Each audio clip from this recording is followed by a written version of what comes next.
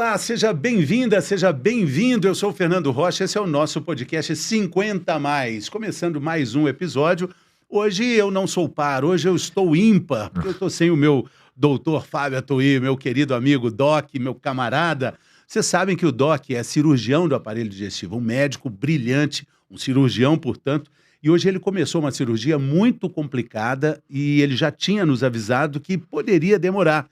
E, de fato, isso aconteceu. Então, ele está no seu trabalho ali, está terminando uma cirurgia, mas nós temos o horário. Então, eu vou começar a entrevista de hoje sem o meu companheiro. Vou começar aqui trôpego, porque eu não sou par, sou ímpar. Mas tenho aqui uma responsabilidade e tanto. Eu vou não enfrentar, mas vou compartilhar ideias e opiniões e aprender um pouco mais sobre o nosso grande entrevistado de hoje. Você certamente já ouviu falar sobre ele, você certamente já torceu por ele. Nós estamos falando de Fernando Meligeni, um dos grandes tenistas brasileiros, já foi um dos 25 maiores do mundo, já trouxe uma medalha de Pan-Americano, tem muitas histórias para contar e muitas delas estão no livro que ele lançou recentemente, que se chama, olha que coisa linda, As Decisões do Coração Estão Sempre Certas. Estou com o autor aqui, Fernando Meligeni, meu xará, bem-vindo, tudo bem? Obrigado, Fernando, prazerzaço. Decisões têm que vir do coração, tudo que eu acabei aprendendo na vida realmente acabou vindo do coração, pelo coração, então prazer estar falando aqui com vocês. Aí eu olho, 50 a mais, já cheguei. Cara, eu tô aqui, né? Já não tem nada errado, não, eu tô aqui, ó. Quando você falou, não, porque tem gente, tem 50? Tem 50? Eu falei, eu já tenho 50, 4. E o legal é que não dói nada, né? Não dói. Vai doendo aos poucos. Que pena que o Doc não tá aqui, porque o médico, é bom ter um doutor, médico, né? O livro é escrito também com a parceria, mais uma parceria do André Kfouri, né? Jornalista fantástico. Fantástico. E vocês fizeram, assim, uma entrega tão grande, né? Muito bonito ver vocês dois falando do livro, né? O André, além de... Tem uma coisa muito legal, né? O André é o segundo livro que eu faço com ele, fiz 4 livros já. É o segundo livro que eu fiz com ele. O primeiro foi Aqui Tem. E que fala um pouquinho da minha vida, é como se fosse uma biografia, mas ele não deixou eu fazer uma biografia porque eu era muito jovem. Ele falou, você tem muito ainda para fazer. Como você vai fazer uma biografia com 35 anos, 40 anos de idade? Não, tá louco, não vai fazer. E além de ser um grande jornalista, para mim um dos caras que melhor escreve no Brasil, uma escrita impressionante, ele conhecia minha família de dentro, né? Era um amigo. É difícil de se fazer uma amizade entre jornalista e atleta, né? Porque tem muito aí do dia a dia. E a gente ficou muito amigo desde da Olimpíada de 96 em Atlanta, que a gente se conheceu mais a fundo ali, ele me entrevistando, e a partir daí a gente ficou muito amigo. E quando eu decidi, aí eu migrei pro lado das dicas do Fino, 60 dicas, jogando junto, uns livros de muito mais pro tenista. E eu vinha escrevendo, eu gosto de escrever, eu me aventuro a escrever no dia a dia, e um outro jornalista me perguntou quando eu ia fazer o livro, porque no final dos meus textos eu falava muito do meu pai. Meu pai se foi há 10 anos, faleceu há 10 anos, e a maneira que eu comecei a encontrar para poder me comunicar com meu pai no pós é escrevendo. Tipo, homenageando as coisas que ele me falava, as coisas que ele me ensinou. E aí, como eu tenho filho também, filhos, uma filha e um filho, uso aquele aprendizado e aquela lembrança de coisas que meu pai falava e eu colocava no papel. Colocava no Instagram, no LinkedIn, seja onde for. E um dia o Wagner Prado, Vagnão, conhecido Vagnão, também um outro grandíssimo jornalista, me falou quando vai sair o Charlas com Oswaldo, que seria Conversas com Oswaldo. Acabou não virando conversas, acabou virando As Decisões do Coração Estão Sempre Certas, que é uma frase do meu pai, inclusive, ali. E, obviamente, eu tinha que trazer o André, que conheceu meu pai, que meu pai adorava o André. E o livro tá um maior sucesso, mais de 10 mil livros vendidos já, indo super bem, a galera curtindo muito. E o que é bacana é que nesse momento da vida, né, que a gente chega ali no alto dessa montanha dos 50 anos, a gente olha para trás e é um momento também de valorizar de um jeito muito especial a nossa figura paterna, né? Com certeza. Meu pai sempre foi. Meu pai era um pensador, né? Meu pai. História muito, muito interessante, porque meu pai estudou até a quinta série, foi um autodidata.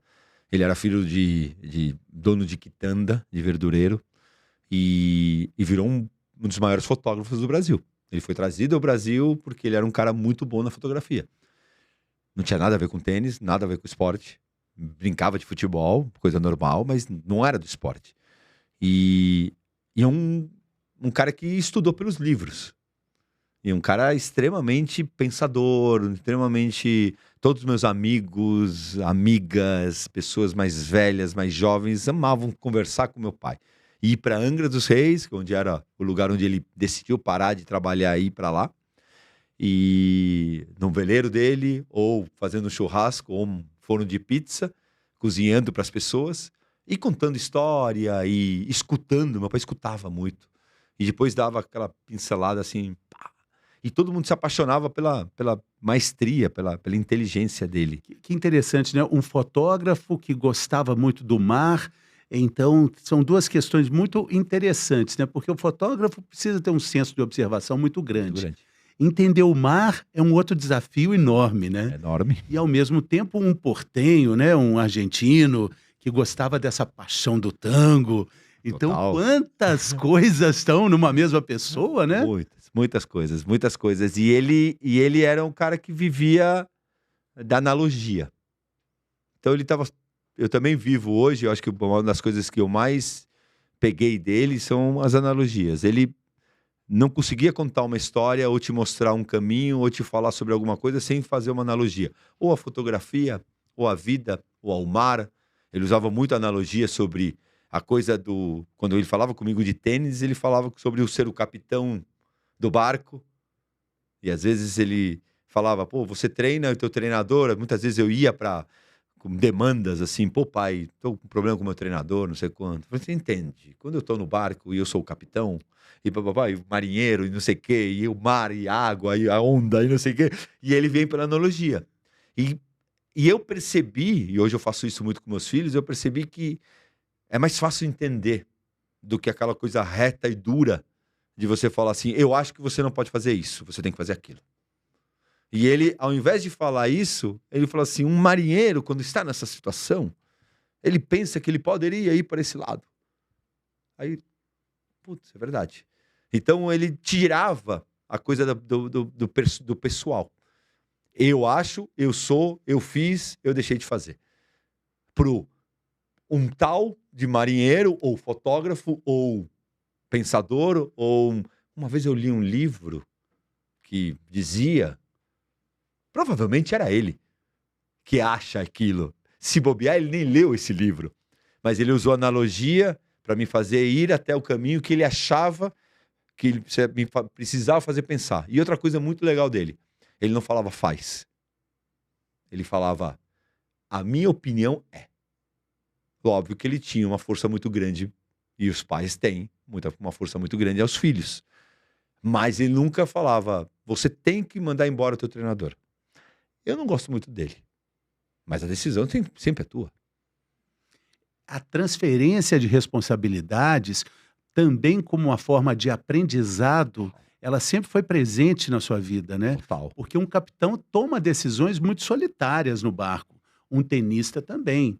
Você aprendeu isso muito cedo, quando você escolhe parar de estudar por uma opção que seu pai te dá e vai investir na carreira de tenista, né? Olha que legal, né? Eu com 15 anos de idade, tem algumas passagens muito divertidas, né? Eu com 13 anos de idade, minha irmã com 17, também jogava tênis, jogava super bem, mas não decidiu. Eu paro na porta da faculdade PUC, minha irmã foi prestar lá. Isso aqui em São Paulo. Isso, na época que você tinha que ir pegar o resultado no lugar, né? Não tinha internet, né? Tinha a lista dos aprovados. Tinha a lista dos aprovados. Minha irmã desce do carro e eu fico no carro com minha mãe e falo, tá vendo aquela porta? Eu falo, é a porta da PUC. Eu falo, você nunca vai me ver entrar num negócio desse.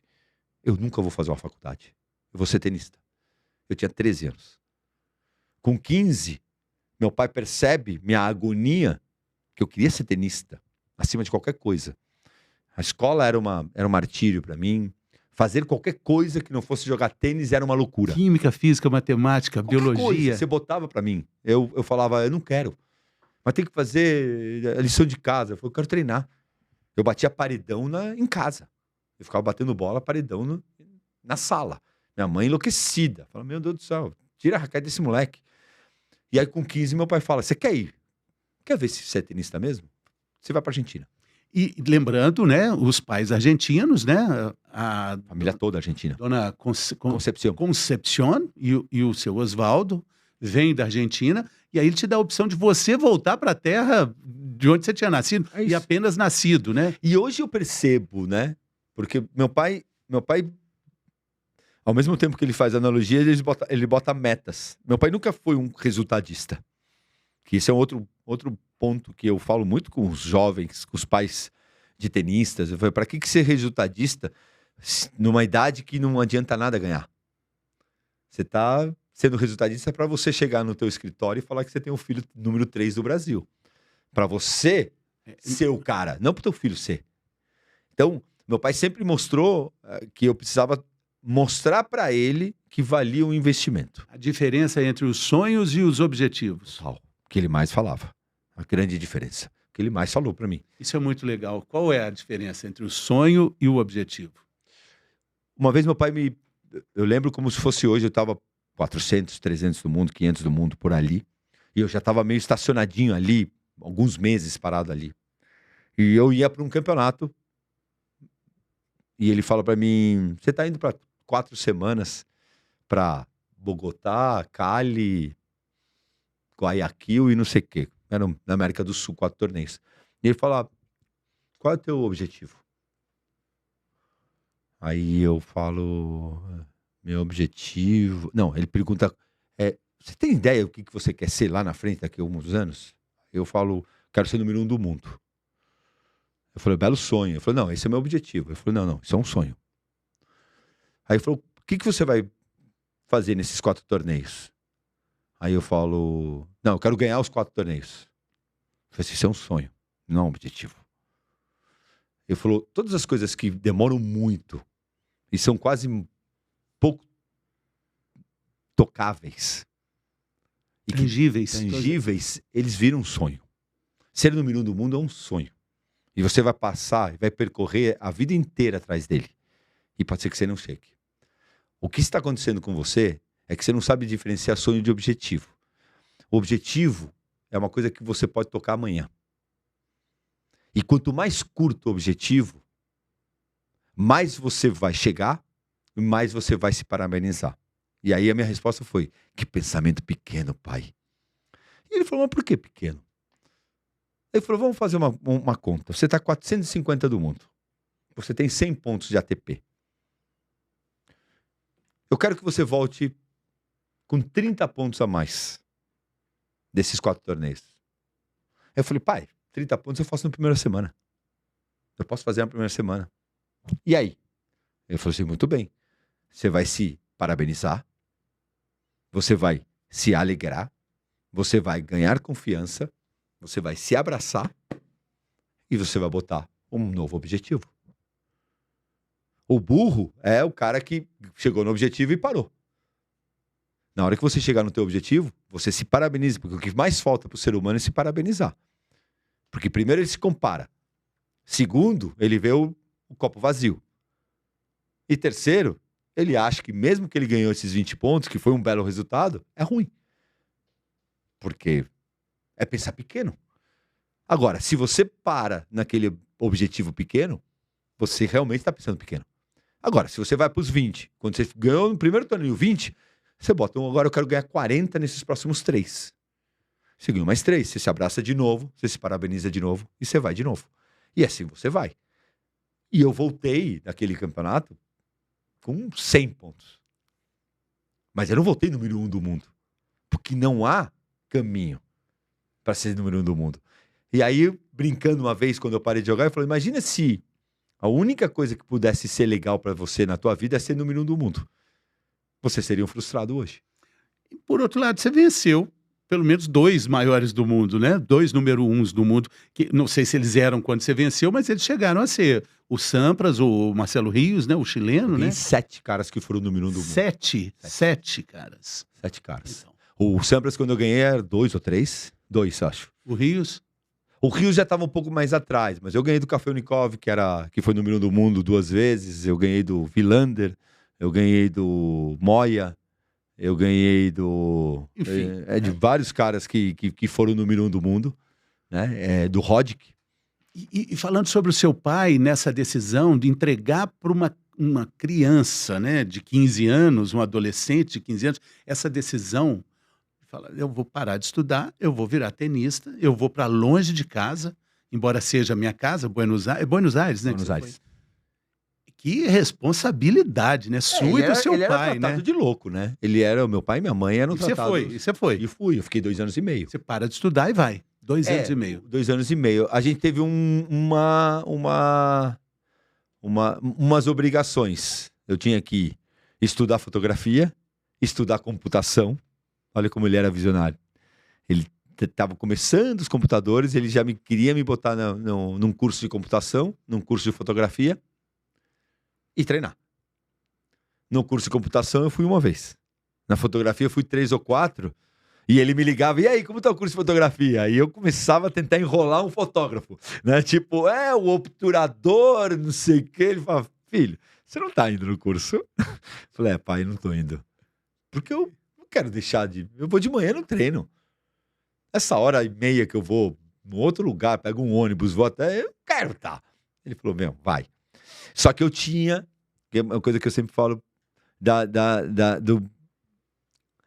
exigência que você nunca sabe se é verdade ou não. Meu pai falou, eu te dou, só que eu gostaria que você terminasse entre os 3 melhores da Argentina. Se não, você volta. E vem estudar. E volta para estudar. Quando eu volto, anos depois passado, meu pai falecido, eu perguntava para minha mãe, falei, você acha que o gringo, né, a gente chamava ele de gringo, ele ia me fazer, se eu não terminasse, porque eu terminei 2, né? Se eu terminasse 7º, 8º, será que ele ia me mandar de volta? Conseguiu ficar entre os 2 principais da Argentina. Imagina o desespero para não voltar a estudar, né? Vai odiar o estudo assim, né? E a sua dúvida era essa, será que ele ia cumprir essa... Se ele ia cumprir? Eu acho que hoje ele ia cumprir se ele visse que eu não estava me empenhando. E, Fernando, o que é curioso é que o tênis, ele tem, assim, particularidades de muita racionalidade, poucas emoções em muitas delas, né? E o seu pai trata com muita emoção um esporte que é muito frio, né? Muito racional, né? E decisões difíceis que ele teve que tomar, por exemplo, tem um episódio bonito que você conta para De Michele, né? Queridíssima, no episódio que você Sim. foi com o pai de atleta do César Augusto, né? Da raquete que você quebrou. O tênis tem essas explosões, porque você joga contra você mesmo também, né? Você joga contra você joga contra a tua frustração, você joga contra você resolver eu acho que uma das coisas que mais eu falo para os pais, deixa teu filho se frustrar, deixa ele perder, deixa ele chorar, deixa ele achar que ele é horrível, porque isso dura pouco. Diferente da vida, né? Se você brigar numa relação, se você for mandado embora de um trabalho, tem muita coisa em jogo ali. Tem dinheiro, tem sustento da família, tem várias coisas. A impossibilidade de você ir para outro lugar, tem muita coisa. Quando você é jovem, você tem 10 anos, 12 anos, 14 anos, e você perde um jogo, qual que é o primeiro sinal de alerta na cabeça de um jovem, um tenista e até de um adulto? Por que eu perdi? O que eu fiz errado? E eu sempre falo que a primeira, e que me serve muito na vida, se eu saio daqui frustrado que a entrevista não foi boa, um exemplo. A primeira pergunta, sabe qual é a primeira pergunta que eu me faço? Eu ou ele? Porque era a primeira pergunta que eu fazia no tênis. Eu perdi pra você. 6-4, 6-4. Eu perdi ou você me ganhou? Que essa é a primeira pergunta que você precisa se fazer. Porque se você me ganhou, e eu não consegui controlar isso, porque você jogou muito bem, passou por cima de mim, eu tenho que aceitar a minha inferioridade naquele dia, e a única coisa que eu posso fazer é trabalhar mais. Se eu errei, aí estamos abrindo um outro leque. E tudo na vida é assim. Se a entrevista não é boa, e eu tenho certeza que, eu me preparei, não sei quanto, ou eu, como entrevistado, hoje eu tenho um podcast, hoje eu entrevisto. E às vezes a entrevista não sai boa. Mas é a primeira pergunta que eu faço. Mas eu faço a pergunta, o cara vai no monossilábico. É verdade. Aí eu faço a segunda, uma boa pergunta, é verdade. Não rende. Não rende. A culpa é minha. Eu posso ter errado de ter trazido essa pessoa. Mas eu não tenho como tirar a palavra dele. Então, isso para mim é super importante. E quando você aprende isso? Com 10 anos de idade. Completamente sem nenhum perigo. Jogando, né? Sem perigo. Conta o episódio da raquete. A raquete, minha irmã era minha grande adversária. Minha irmã tem 4 anos a mais do que eu. Então, você estava falando ali de eu com 10 anos e ela com 14. A gente jogando num paredão e a gente competindo. Irmãos. Você tem irmãos? Tenho. Você competiu com o teu irmão? Já quebrei muita raquete de ping-pong. Sempre foi melhor que eu. Isso. Você tá na competição. E eu lembro que eu, perdendo pra ela era melhor que eu. Ela ganha, tira sarro, tiradora de sarro, brincalhona. Não ganha de mim. Eu fui lá e dei uma raquetada. Só que ao querer dar na tela, eu dei num cano. E naquela época, aquelas raquetes de alumínio, Red Professional, PZM, aquelas raquetes antigas. E a raquete ficou uma meia-lua. E eu me desesperei. A Paula falou, o velho... Porque ele não era um cara que nunca bateu na gente, mas era um cara bravo, rígido. E eu falei, cara, o que vai acontecer, né? Aí eu botei naquela capa, que você fechava a capa e fui pra casa. E aí eu cheguei em casa e falei, pai, eu tenho que te contar uma coisa. Ele falou, fala. Aí eu abro a capa e mostro pra ele. Ele falou, como passou? Aí eu contei a história. Ele falou, tá bem. E não falou mais nada. Eu falei, me salvei. Só que 3 dias depois eu tinha uma semifinal no Tênis Clube Paulista contra o meu maior rival. O cara que, jogo duro, não sei quando, que era o jogo semifinal, sei lá o que era. E eu tinha que jogar. Beleza. E aí um dia depois, eu abaixo a poeira e eu falo, pai, eu só tinha uma raquete. Pai, precisamos comprar uma raquete. Ele falou, por quê? Porque minha raquete tá envergada, minha raquete tá torta. Ele falou, você não quebrou? Vamos jogar com ela. Eu, como assim? Mas não dá pra jogar. Ele falou, mas você deveria ter pensado antes de bater. Aí eu falei, não, mas então eu não vou. Não, você vai, vamos jogar. E eu vou com você. Entramos na quadra, eles do lado de fora, do lado do pai. Abro a raquete e eu chorando, obviamente, na quadra. Tomei um vareio, obviamente. O pai, o que você está fazendo com teu filho? Bom, acabou o jogo. Parabéns para o adversário, parabéns para o pai. Vou embora. E me fez jogar com a raquete.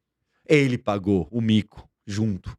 Que isso também, vai lá jogar que eu não estou com vergonha de ver. Não, estou junto com você nessa aqui. Estou te ensinando a dar valor às coisas. Você aprendeu. Não, que você nunca mais vai bater uma raquete, mas eu acho que o ponto ali é você dar valor às coisas. Sim. Meu pai não era uma pessoa que não tinha dinheiro. Meu pai não era uma questão de dinheiro. Meu pai tinha, e ele tinha uma preocupação de como eu ia, saber quanto custava isso, quanto custava aquilo, o que era uma raquete, o que é um copo de água. E o tanto que você precisava aprender. E aí ele estava ali. Então, vários desses ensinamentos. Boto no livro também isso, óbvio, mas... é muito impressionante como o tênis tem pontos de contato e associações assim do jogo do tênis com a nossa vida de todo dia, com os aprendizados, né? Desde o saque que você escolhe, a agressividade do saque, a necessidade de ganhar, as decisões que você toma durante uma partida. E eu queria te perguntar sobre essa posição que a gente chega na vida. Você está com 54, né? É um momento em que você refaz a sua trajetória, as suas escolhas. E o tênis também permite isso depois de uma temporada inteira que você foi profissional. O sucesso que aconteceu, o que não aconteceu, o que caiu na linha, o que saiu fora da linha. Esse momento dos 50 a mais é também é um momento da gente refazer as nossas escolhas certas e erradas, a expectativa frustrada, o sucesso que não aconteceu. É um momento de muita reflexão na vida, não é, Fernando? Eu vivo uma grande reflexão, né? Para mim, ela é super importante todos os dias. É, Como eu falei, a minha vida é muito analogia também ao que eu vivi no esporte, né? Eu acho que você não pode ficar completamente cego, porque tudo é igual ao esporte, mas as experiências que você teve. Hoje, com 54, eu tenho muito mais claro do que eu quero, mas mais claro ainda do que eu não quero. Do que eu não quero fazer, do que eu não aceito mais, do que eu me liberto, do que eu me distancio. Então, hoje eu vivo uma... Meu pai falava que te vas poniendo viejo e los amigos van quedando en una mano, né? Você fica com poucos amigos e poucas pedras que a gente vai carregando. Então, você vai começando a perceber o que vale a pena, né? É um outro momento da tua vida. Eu tenho uma jornada muito legal, onde eu conquistei muito mais do que eu imaginava. Eu nunca imaginei ser 25 do mundo, ser um cara hoje super respeitado no país, ter programa de televisão, sabe, ter podcast, isso e aquilo, fazer 70 eventos por ano. Então eu cuido muito o que eu faço com muito cuidado, mas principalmente sigo uma diretriz, uma maneira que foi aprendido em família. Não passar a perna por ninguém. O que é meu, tem uma outra passagem muito legal que eu aprendi muito em casa, que é o que é meu, o que é teu e o que é nosso. Então, você vê como as coisas da analogia e as coisas que você vai lidando. Quando eu vou fechar um negócio, quando eu vou entrar numa dividida, isso é meu, isso é teu, isso é nosso. Se é meu, eu tenho direito de tudo. Ele é meu. E eu brigo por isso à morte. Se ele é teu, eu não tenho direito a nada. Tudo que você quiser me dar, você me dá. E o que é nosso, a gente debate, a gente discute. A gente tá aqui para fazer um 50-50, 55 para você hoje, 70 para você hoje, 30, e aí é uma negociação. Então, hoje com 50 a mais, para mim, eu não quero ser milionário, eu não quero ter avião, eu não quero deixar meus filhos para fazer coisas por não ver a idade deles. Então, você começa a ter muito mais seletivo, muito mais tranquilo nas suas decisões. E é um período também que a gente entende que os filhos precisam passar pelos perrengues. Na verdade, a gente está falando sobre isso aqui a todo tempo, né? Você descobre isso de um jeito muito também peculiar quando você entende que seus filhos não querem jogar tênis, por exemplo, né? E vão ter experiências em outros esportes, seja lá o que for. A gente quer viver a vida para eles, né? Quer viver a dificuldade deles, quer carregar o peso e as pedras deles, mas eles precisam segurar essa barra também, né? É que é um momento muito difícil, né? Porque a gente sente que a gente está fechado dentro de casa pelos problemas sociais que a gente tem no país. A gente tem muito mais medo do que pensar em botar meu filho indo de ônibus. Eu ia de ônibus para a escola, com 12, 13 anos. Deixo meu filho de ônibus na escola? Penso duas vezes. Mas por quê? Porque eu virei uma pessoa snob? Não. Por um cuidado. Porque eu tenho um pouco de medo. Porque a sociedade, a rua me deu esse medo. Coisa que antes não me dava. Não dava pro meu pai esse medo. Mas ao mesmo tempo eu vou soltando. Porque ele tem 15, 16 anos. Agora eu comecei a soltar. Falei, agora você precisa. Ah, mas o que acontecer se roubarem o meu celular? Você dá. Agora, a tua conversa é diferente. Mas você precisa deixar que eles errem. E é um grande problema que eu vejo como eu lido tanto com a molecada, por causa do tênis, eu converso com eles, aqui tem mais de 150 moleques que mandam WhatsApp pra mim, do tênis. Porque eu fiz um projeto para falar com eles. Então ele tem o meu celular e fala, tô com essa dúvida. Eu sou um segundo médico, um segundo treinador, ou seja o que for. E você vê que os medos são todos iguais. Mas a gente precisa deixar que eles que batam a cara. Mas qual é o tamanho da porrada que eles têm que tomar? Que esse, para mim, é o grande desafio de ser pai. Qual é o tamanho da pancada que a gente tem que deixar nossos filhos ter? E aí cada família vai ter a sua. Eu vim de baixo, eu vim de cima. Não existe sem pancada. Não, isso para mim não existe sem pancada. A pancada vai ter que existir. A dificuldade é entender a intensidade dessa pancada. Eu acho que o que precisa é a comunicação. O grande problema que a gente vive, a gente tem muito mais comunicação e muito menos comunicação. Outro dia eu estava discutindo com minha filha de 13 anos de idade uma coisa completamente boba, mas que para mim fala muito, muito claro. Ela ganhou de presente o cubo mágico. A gente recebia o cubo mágico e ficava um mês tentando fazer ele virar. E eu, o máximo que eu consegui foram 2 cores. Nunca consegui fazer o cubo mágico inteiro. E aceito. E se me der ele hoje, eu vou fazer uma cor. E a segunda eu não vou conseguir fazer, provavelmente. O que ela fez? Ela foi pro YouTube. Ela foi para um tutorial. Tutorial número 1, brabá. Número 2, brabá. Número 3, brabá. Número 4, brabá. E número 5, para acabar. Em 2 minutos, 1, 2 e 3, eu não sabia. 1, 2, 3, ela não conseguiu. No quarto, ela penou. Quando foi pro quinto, ela não conseguia. E uma hora eu entro na sala assim, eu vejo ela, com o celular na frente, com o negócio. Eu falei, o que tá fazendo? Eu tô vendo o que tô tentando fazer. Ela começa a chorar. Começa a chorar. Eu falei, o que você tá chorando? Porque eu não consigo, porque não sei o quê. Eu falei, joga o celular para lá, pega o cubo, joga para lá, vamos conversar. E aí eu tento mostrar para ela, eu falei, filha, você acha que tudo na vida você vai fazer bem feito?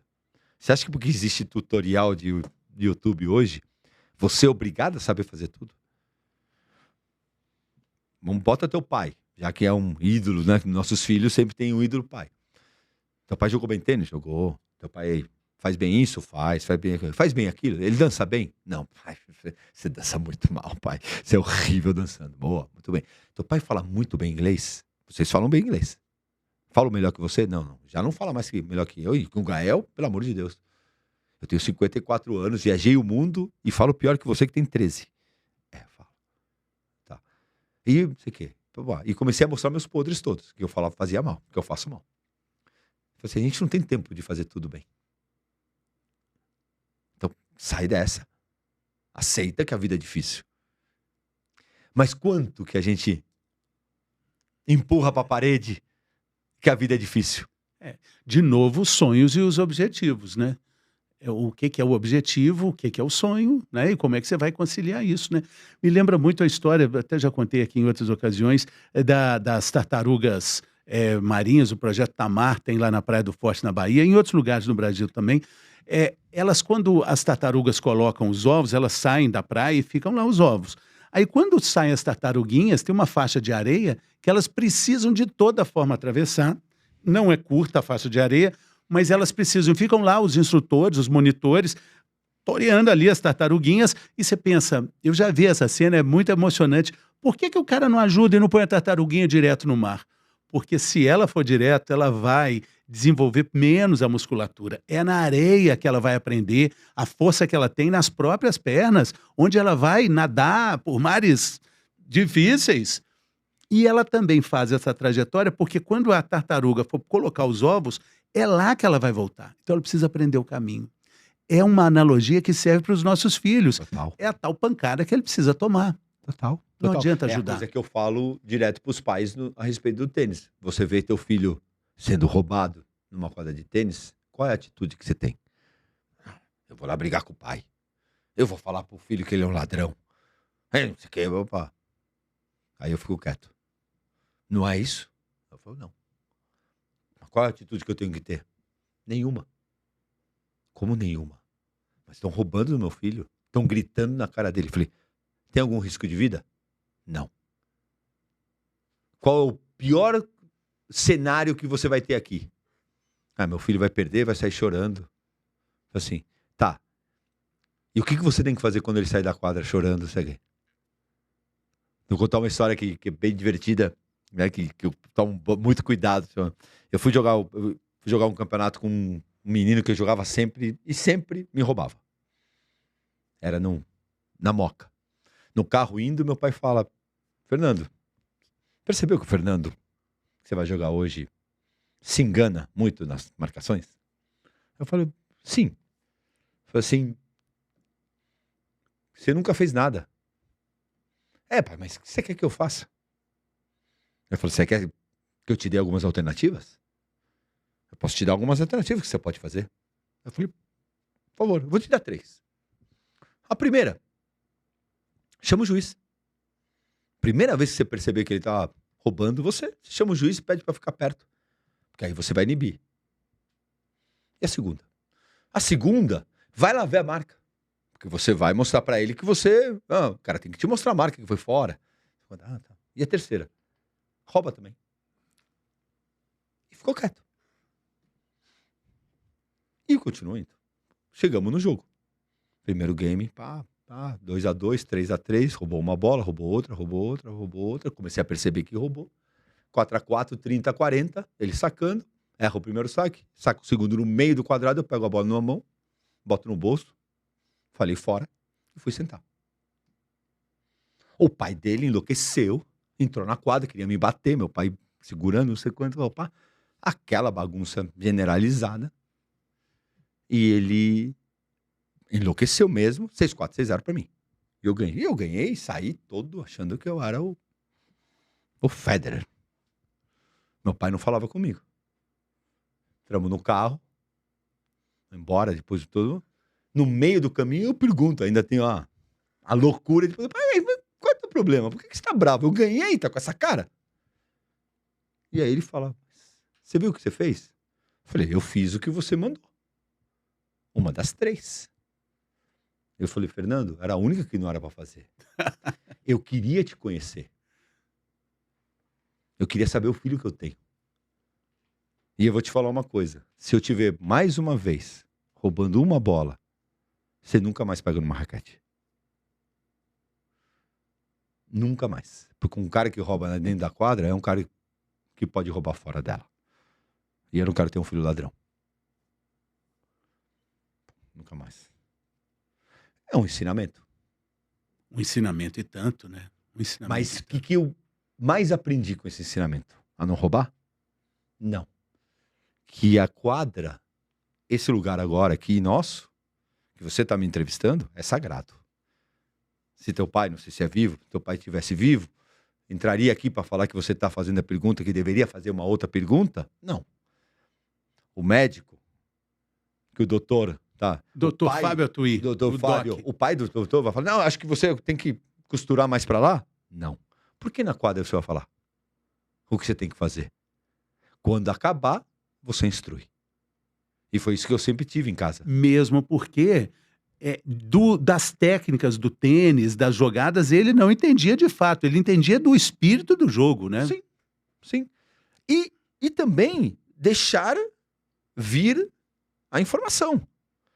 O que você sentiu? Por que você jogou assim? Por que você tremeu? Porque é muito fácil o pai chegar agora e falar: você não deveria. Você nem escutou o que ele sentiu. Você joga tênis. Você sabe qual o turbilhão que é quando você está dentro de uma quadra de tênis? Os medos que aparecem. Você fala: cara, eu não jogo por nada. Eu tô brincando. E chega no 30-40, você tá com o braço preso. Não vale nada. Imagina para um garoto de 10 anos de idade que tem um pai, a mãe do lado de fora, treinador, o pai do outro menino te xingando, brigando com você. Será que ele não vai sentir? Óbvio que ele vai sentir. Só que tem coisa mais legal do que com 10 anos você aprender a lidar com isso. E se você não souber lidar com isso, o máximo que vai acontecer, teu pai vai ter que conversar com você. E se for muito grande, você vai parar de jogar. Você não é para isso. Minha irmã não era para isso. Ela mesma fala hoje. Minha irmã é professora de tênis, mas para competir ela não gostava. Mas eu gostaria de saber, assim, né, para quem está acompanhando a gente, que pode não ter nenhuma ideia das regras do tênis ou da dinâmica de um jogo de tênis, mas é importante a gente falar que o tênis tem muitas coisas relacionadas com a própria vida. Seu pai te deu exemplos valiosos, sem exatamente ser um professor de tênis. Ele não Total. era um grande jogador de tênis, ele era um grande observador do mar, Uhum. da fotografia e da vida, né? E dizia, né, que as decisões do coração estão sempre certas, sendo que o tênis, a frieza é que comanda muitas vezes, né? Total, porque você tem escolhas. O tempo inteiro você tem, eu faço isso, eu faço aquilo. Então você precisa... Eu enumerei aqui cinco momentos do tênis que tem uma relação direta com a vida. Eu queria que você fizesse o comentário. Primeira delas, a escolha do saque certo. Então, você pode fazer um saque muito agressivo para tentar um ponto, um ace, e ter sucesso, mas quanto mais agressivo for o saque, mais risco você tem, ou fazer um saque ali, operacional ali, né? O que você está querendo naquele momento. O que isso tem a ver com a vida? Escolhas. Escolhas. Tem a ver com vou investir ou não vou investir, por exemplo. Vou vender minha casa, vou vender. Posso pagar isso, não posso pagar aquilo. Quando você se joga dentro, vou embora desse emprego porque eu não aguento mais, mas são escolhas. Sair de uma relação, vou sair de um trabalho. Sair de uma relação, mas eu vou perder isso, eu vou perder aquilo. Com certeza, isso tem tudo a ver. A resposta de uma bola inesperada, uma bola muito curta, que te faz correr muito ali para a rede, ou uma bola longa que te faz voltar, um efeito, aquela famosa fatiadinha, aquele salaminho que você enfrenta ali. A decisão que você tem que tomar é muito rápida, né? O que me parece na vida é assim, várias vezes a gente está em reuniões, várias vezes a gente está em uma coisa de trabalho, uma decisão de trabalho, decisões rápidas. Sim. Você tem que resolver ali agora. Você tem que resolver agora. E você não pode se arrepender. Aquele cara que comprou uma televisão e aí foi na loja seguinte para ver se ele fez um bom negócio. Já fez. Já fez. Você já tomou a decisão. Já tomou você a decisão. Já foi. Você tem que... A vida te coloca o tempo inteiro a tomar decisão. Dirigindo, vou para cá ou vou para lá. Você vai... Depois eu fui para lá. Eu falei, agora aquele outro caminho... Já era. Como é que você vai ver se aquilo ali é um cavalo arriado que está passando ou se é um pangaré paraguai? Você vai saber depois. É só depois que você vai ver, né? Monta ou não monta? Monta ou não monta? É um azarão ou é um pangaré? Quando ele refugar, você vai perceber que você está no lugar errado. Tá ali o tênis. Tem outra coisa também, a administração mental de erros banais. Aquela bola que você perde para você mesmo. Você fala, meu Deus, não é possível que eu errei. Não é possível que eu cometi esse equívoco. Para mim é muito fácil. Essa é das mais fáceis. Quantas alegrias e quantas tristezas e quantas dificuldades a gente tem na vida no dia a dia. Pega hoje teu dia, a pessoa que está vendo a gente, e quantas ligações querendo te mandar dinheiro, fazer um Pix na tua conta, e quantas coisas que você precisou resolver. Então, na verdade, o tênis é um esporte que você precisa aprender a se perdoar. Se perdoar, isso é muito bom. Não se cobrar tanto, né? Não se cobrar tanto, porque tem mais uma bola. O tênis me ensinou a dar o devido valor que a bola tem. É um ponto. Mas estava match point. Tá, mas continua sendo um ponto. Mas se eu ganhasse esse ponto, eu ganhava. Mas está 40 iguais. Você ganhar agora 2, você ganha. A diferença é que se tivesse ganho esse, já estava.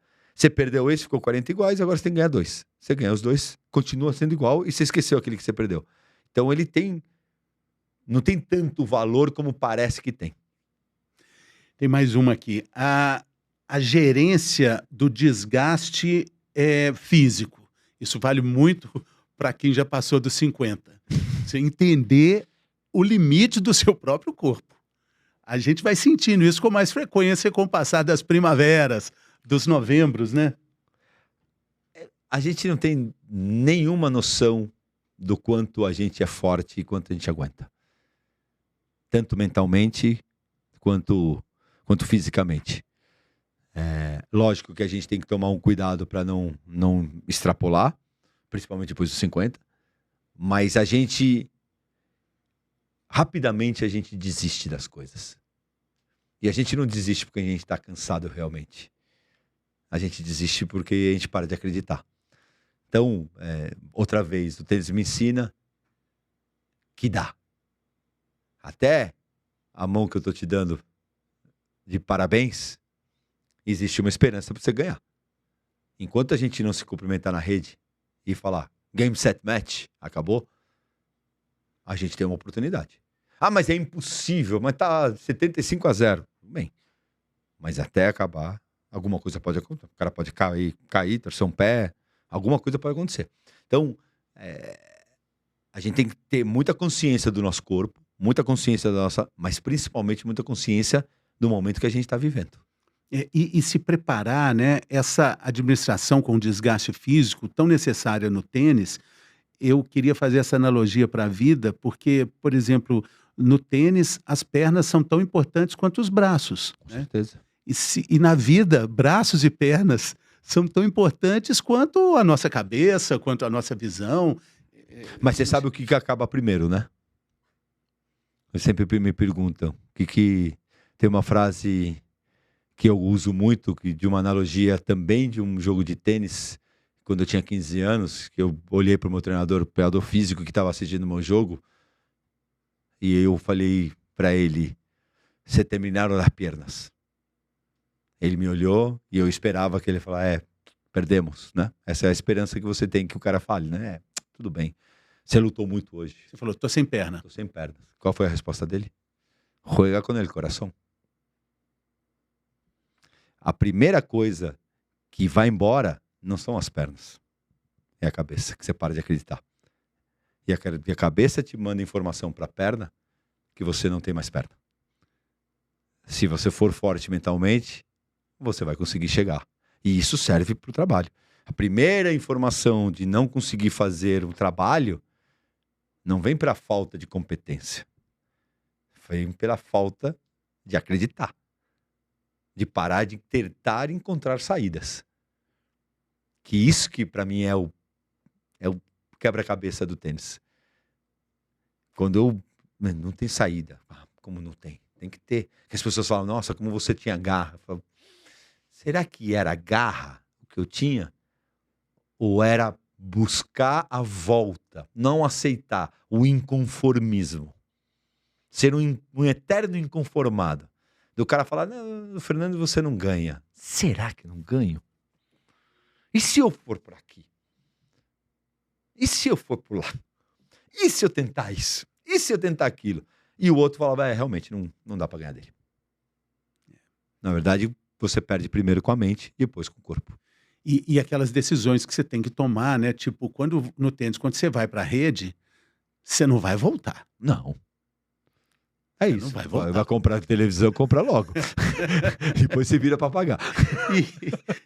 Então, se você não tem perna para ir, não vai. Não vai, fica. Corre. Não vai. Fica aqui, tenta ali na retaguarda. Fica. Né? E a última das 5 é lidar com a pressão dos pontos decisivos. É aquele ponto.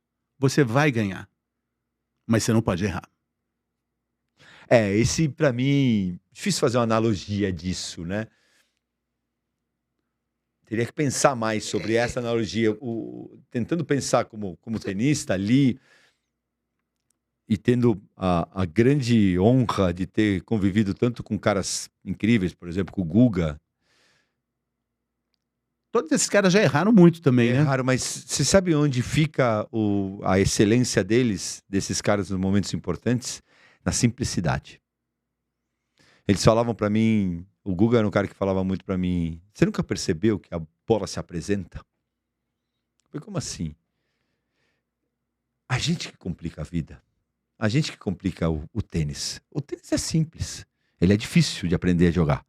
Não estou falando aqui que é fácil de jogar. Mas no momento que você é um cara que joga bem tênis já. Jogar tênis é simples. Porque o cara te manda uma bola aqui e rapidamente abrem 3 abas de computador. A bola na cruzada, a bola no meio e a bola na paralela. A bola na paralela é difícil pra caramba. Porque se atrasar, você manda pra fora. A bola no meio, ela é um pouco mais fácil, mas você deixa toda a quadra aberta. E a bola cruzada é a bola de segurança. Que tem mais campo. Que tem mais quadra, a rede é mais território. baixa, não sei quanto. Onde você tem que jogar? Cruzada. Por que você joga na paralela? Porque você complica. Porque você eu vou me botar numa situação porque eu consigo. E assim, com todo o respeito, eu gostaria só de acrescentar também o seguinte: dentro dessa simplicidade, tem todo um gestual que, se você cumprir, não tem erro. A bola vai para o lado de lá. Vai pro lado. Então você sai do erro. O que é tênis? O que é a vida? É um jogo de repetição e um jogo que ganha quem erra menos. Se a gente errar, a gente morre. Para você se manter, você tem que errar o menos possível. A vida é um jogo de erros. E o tênis também. Então, quando você começa a entender isso, aí você fala, esses caras que são muito bons, óbvio que eles são muito bons. Você tá falando de Guga, falando de Alcaraz, de Sinner, de Sabalenka. Ok. Esses caras são fora da curva. E eu não costumo comparar. Não quero nunca me comparar ao Steve Jobs. Não sei o quê. Não. Esses caras são gênios. E eles são poucos. Vamos se comparar entre a gente. O que esses caras muito bons que conseguiram, eles fizeram? Se mantiveram, trabalharam duro, procuraram a sua oportunidade, aproveitaram as suas oportunidades e usaram da simplicidade. Principalmente. Simplicidade. E domaram seus próprios fantasmas, né? Seus próprios demônios, né? Porque o jogo é esse, é o jogo interno, né? Sim. A gente perde pra gente mesmo, perde, né? perde. Por isso que tem aquela história, você no tênis não perde, você aprende ou ganha, né? Agora, voltando para a nossa geração 50 a mais, eu queria também uma outra colaboração sua para o nosso público, com relação às expectativas que a gente tem quando chega nessa fase da vida, 55, 58, 59. Existe uma expectativa social de que você já tenha cumprido grandes tarefas, principalmente econômicas, sociais, financeiras, de ter uma casa própria, de ter um casamento sólido, filhos criados, estudando em boas escolas. Mas essa não é a realidade para a imensa maioria. E aí tem uma comparação, uma analogia que você fala sobre fracasso também. Porque às vezes você fez o que pôde, você deu o seu melhor, mas a sua comparação é que está equivocada com o que você acha que é o seu melhor, né? Ou o que você queria, onde você podia chegar, né? Eu fui casado 18 anos com uma atriz, com a Carol. A gente separou agora há 6 meses. E eu vivi falando isso pra ela. Carol, mas espetacular atriz. Espetacular. Ganhou a Casa dos Artistas, fez novela, fez uma participação em ensaio sobre a cegueira, fez filme, fez isso, fez aquilo, musical, fez tudo. Ótimo. Vive da arte ali há 20 anos que a gente foi casado, basicamente. E sempre me falava que ela não era boa, porque ela não ganhava milhões, porque ela não ganhou prêmios, não sei o que. E sempre foi uma briga no sentido bom da palavra, e eu falando, tá, mas você está se comparando a quem? Se você todos os diretores falam muito bem de você, você está há 20 anos em cartaz, com 2 peças, 3 peças, 4 peças, 5 peças, um filme, uma novela no SBT que você fez, não sei o que. Em comparação com quem? Com a Montenegro? Sim, realmente você não é tão boa. Como eu também não sou tão bom comparado com o Federer. Porque ele ganhou 20 Grand Slams e eu não ganhei nenhum. Ah, mas você fez semi. Eu falei, então, qual é a comparação? Ela fez 50 filmes e você fez um filme. Ela fez... a comparação, ela continua sendo igual. Pode ser mais ou menos. Então, o que é o valor do ser bom? Ganhar dinheiro? Então, peraí. Então, escolham bem, porque um professor de escola estadual pode ser o melhor professor de escola estadual do Brasil e ele não vai ganhar 50 mil reais por mês. Porque a gente sabe que um professor do estado não ganha esse dinheiro. Minha sogra foi uma grandíssima professora de estado, a dona Rosaura, e ela não ganhava milhões. E ela passa na rua e todos os alunos dela vão correndo, abraço nela e agradecer que ela foi a melhor professora que eles tiveram na vida. Isso não é um sinal que ela foi número 1 do mundo? Quanto vale isso? Mas se você vai se comparar com o Neymar, desculpa. Ele ganha, mas ele ganhou zilhões de... Tudo bem. Mas aí você errou a tua vontade. Pois é. A sua sogra, ela responderia de que forma a pergunta? Você deu o seu melhor? Você foi o melhor possível no que você E podia eu fazer? acho que a Carol também. Ela foi. Foi. Então- E eu acho que a Carol também. O problema é a sociedade. O problema é o olhar do outro. Que é aí que o legal dos 50 a mais... Eu sofri muito. Quando eu era número 1 do Brasil, eu era o Brasil, o melhor jogador do tênis do Brasil. Apareceu o Guga. Tem jornalista, depois eu te conto em off, querido, amigo, respeitadíssimo, que no dia seguinte do Guga ganhar Roland Garros, ele me chamava do parceiro de duplas do Guga. Então era o número 1 do Brasil, o melhor jogador, o expoente, o porta-bandeira do tênis brasileiro. Campeão do Pan-Americano. Não, naquela época não, mas eu era campeão de 2 ATPs. Eu era 50 do mundo. Você iria ganhar o Pan ainda. Isso, mas eu era 50 do mundo. Só que apareceu o Guga e ganha Roland Garros.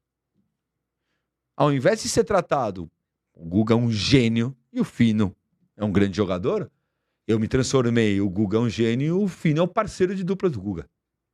Para um jornalista muito pesado no Brasil. Aí, naquele momento, isso te machuca. Hoje, nos 50 a mais, você fala, que enterrado é ele? Porque isso é um exercício que eu faço, que eu acho que a gente faz quando a gente tem mais idade.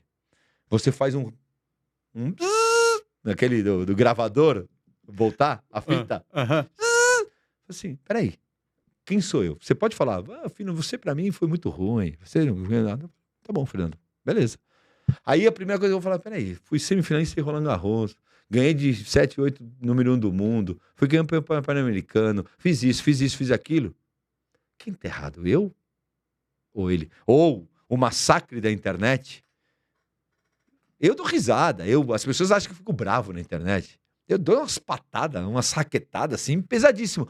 Mas no final, a única coisa que eu posso fazer é falar assim, ele tem razão de falar que eu sou um lixo?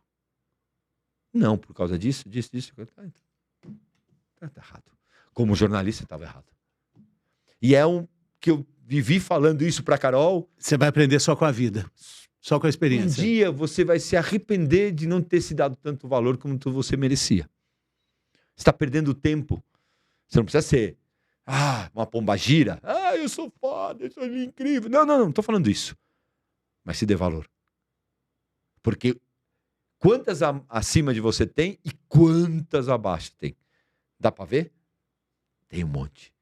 Pô, fui jornalista. Mas eu não fui o Armando Nogueira. Tá, mas quantos estudaram, quiseram? Nossa, tem aqui uma filha que vai até o Japão.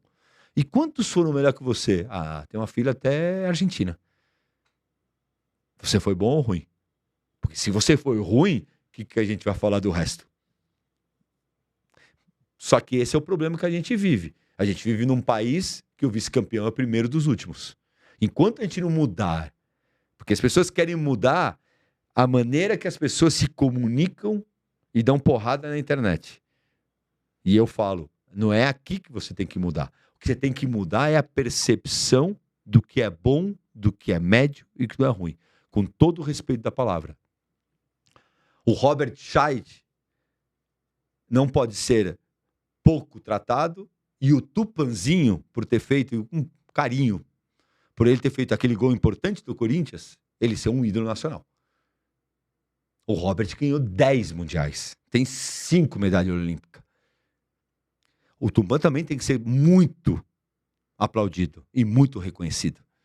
Mas no dia que a gente conseguir entender os tamanhos das coisas, aí, o pessoal falar aqui, pouco importa. Fino, para a gente encerrar essa conversa maravilhosa, eu queria que você fizesse uma projeção aí. Nós estamos em 2025, isso vai ficar para o tempo cósmico eterno da internet. Estamos na primavera de 2025, no início de outubro. Como é que você se enxerga para frente? O que você entende da vida que ainda vai ser vivida? Quantas partidas ainda te esperam?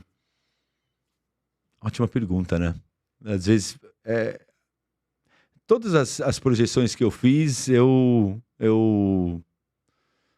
percebo que a gente tem que se readaptar o tempo inteiro. Eu nunca imaginei que eu fosse me separar depois de 20 anos e aconteceu. Só que muda a tua percepção de futuro. Eu vou parar porque eu quero parar com 60 anos, porque aí eu quero viajar o mundo, não sei quanto. Peraí, pum, aí você recalculando, pum, e você recalcula. Então, o pensar o que vai ser o amanhã é muito difícil. Volto a repetir, eu sei o que eu não quero fazer. Cada vez menos eu quero fazer coisas que não me enchem, me preenchem. Menos eu quero estar com pessoas que não me agregam. Menos eu quero estar em discussões que não servem para nada. A experiência, né? Porque a vida, na verdade, é um filme que já aconteceu e deu tudo certo. E se a gente fizer uma projeção do Fernando Meligeni do futuro, se conectar com ele está lá te esperando, falando, cara, pode vir, tá tudo bem, deu tudo certo, né? Eu queria te agradecer enormemente aqui, muito obrigado, e dedicar o nosso episódio ao Doc, que não esteve aqui. A cirurgia que ele é o cirurgião do aparelho digestivo, teve uma cirurgia, falei na abertura do episódio, uma cirurgia longa, começou ao meio-dia, agora são já quase 7 horas da noite, e ele continua lá no bloco cirúrgico. Então o episódio é dedicado ao Doc Fábio Atuy, e a você também, que foi o nosso grande entrevistado. Como é que os tenistas falam? Bom jogo. Parabéns. Valeu. No próximo eu te ganho. Muito obrigado pela sua companhia. Compartilhe o episódio com as pessoas que você sabe que gostam de tênis, que gostam de vida, de mar, de literatura. Falta só dizer também, eu esqueci, porque o Doc faz isso comigo, como é que a gente te acha? Seu Instagram é... @Meligeni. @Meligeni. O livro que se chama As Decisões do Coração Estão Sempre Certas. Está nas melhores livrarias. Se não tiver, é porque ela não é uma das melhores livrarias. Você procura na próxima, né? Valeu, muito obrigado. Até semana que vem, pessoal.